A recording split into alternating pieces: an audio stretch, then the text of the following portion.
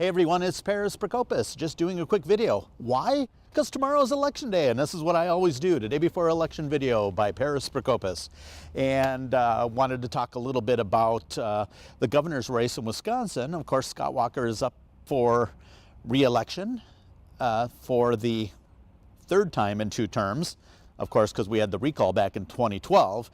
And this is why I chose this location. As you can see behind me, we've got the Rotary Park here at Hart Park in Wauwatosa, Wisconsin, where we had over 4,000 people standing in a foot of snow celebrating all the things that Governor Walker and the Republicans were doing for us, and we began to turn back the tide of the recall.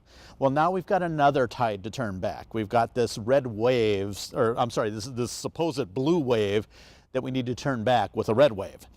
So that being said, Governor Walker is running against former superintendent of, or current superintendent of, or DPI, whatever he is, Tony Evers, who's the reason why I don't know is because we don't know what he's done. He hasn't accomplished anything, but I digress a little bit.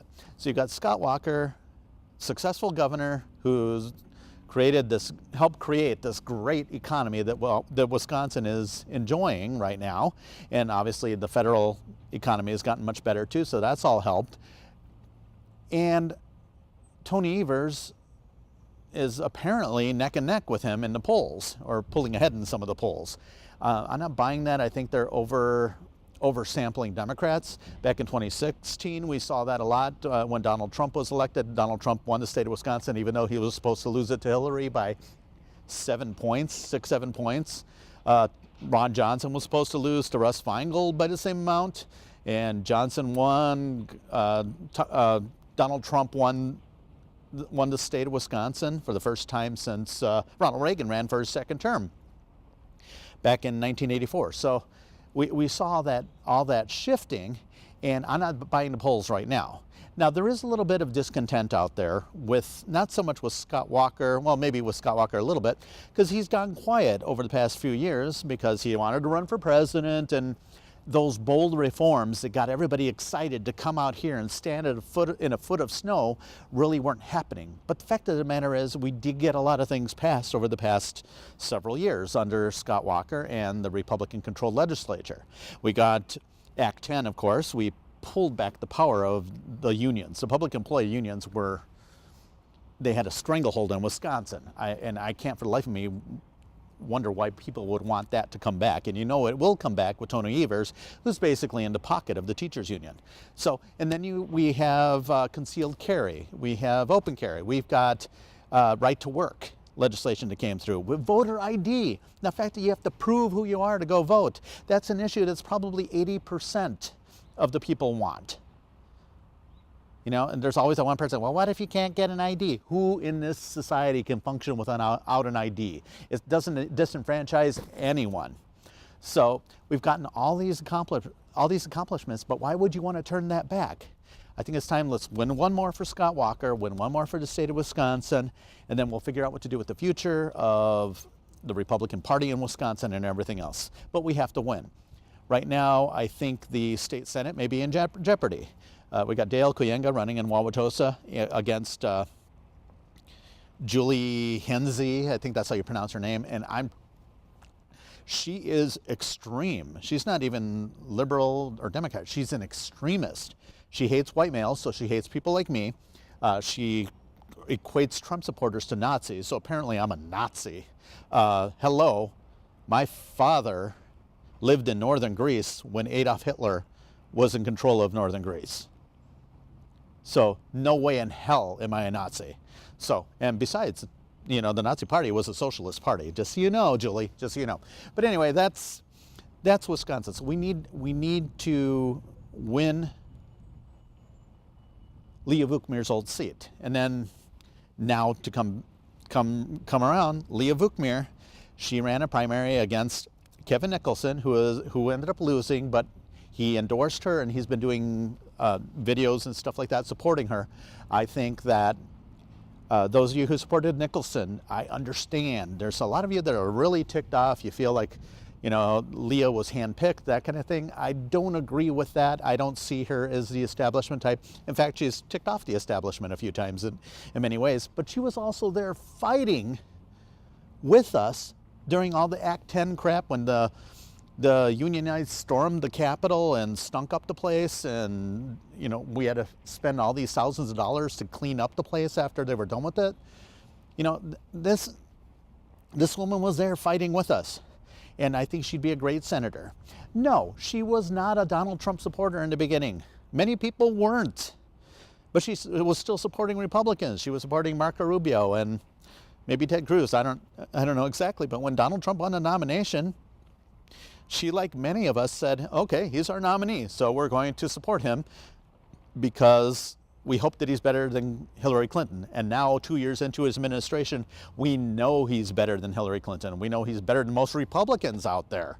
He's accomplished more in 2 years than George W. Bush did in all 8. And the fact that he's rendered Barack Obama's administration a footnote in history, that's worth the price of admission alone. Now, we've got 2 Supreme Court justices on there. We were able to replace Antonin Scalia with another conservative, and I'm talking small c, judicial conservative. And then now we have Kavanaugh, Justice Kavanaugh, and we all know that. So speaking of Kavanaugh, we saw how all those hearings went and how deplorable, yes, I'm calling them deplorable, the Democrats in the United States Senate Judiciary Committee and how they acted. You know, Dianne Feinstein got this letter from this woman who was accusing Kavanaugh of raping her 35 years ago or however long it was. She got the letter back in July. So she should have immediately taken that to Grassley. You know, I don't care what was said or whatever. She needed to immediately take it to him. You don't wait till the politically opportune moment just before they're about to vote. Oh, by the way, this person doesn't like it, just to try to delay it and hopefully prevent Kavanaugh from being seated. So, and now we're finding out that all these other accusers that come out were saying they're lying and stuff like that, because now they're under investigation and they're in a heap of trouble. So are you going to reward that type of behavior? You know, like Cory Booker in his Spartacus moment. Well, we need to have some Spartacus moments. We need a bigger Senate. We have a chance to gain 7 to 9 seats. We really can. We can win in Wisconsin. We can win in Michigan. These are states that are saying are for sure going to go Democrat.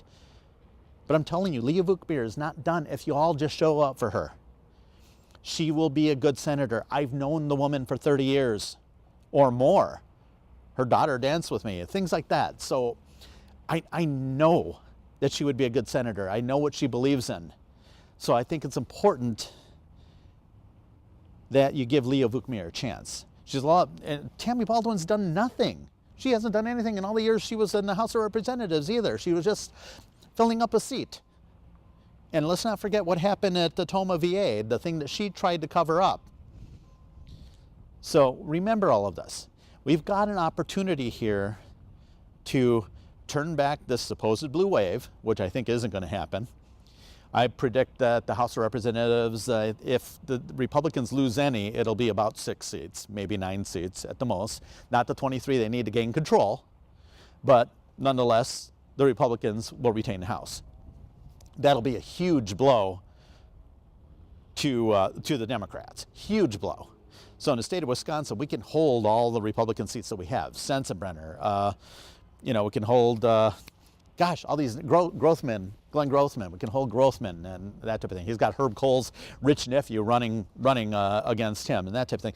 We can keep all these seats here that are red. We can keep them red. I don't think we'll be able to pick off any of the Dems that are here in the state, but you know, so be it.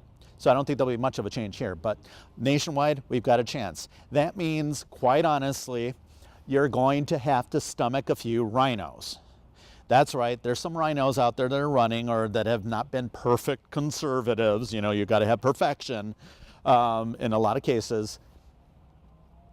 Just suck it up and support them because they're a heck of a lot better than a Democrat. And you do not want Nancy Pelosi in charge of the House. So I'm running on just about 10 minutes here. I've gone long enough, but just want to say, make sure you get out and vote tomorrow, vote your conscience, and make sure to consume plenty of fiber. so you don't experience any voter irregularity. And pay attention, be vigilant out there, because there's going to be a lot of shenanigans that the Democrats are going to try to pull.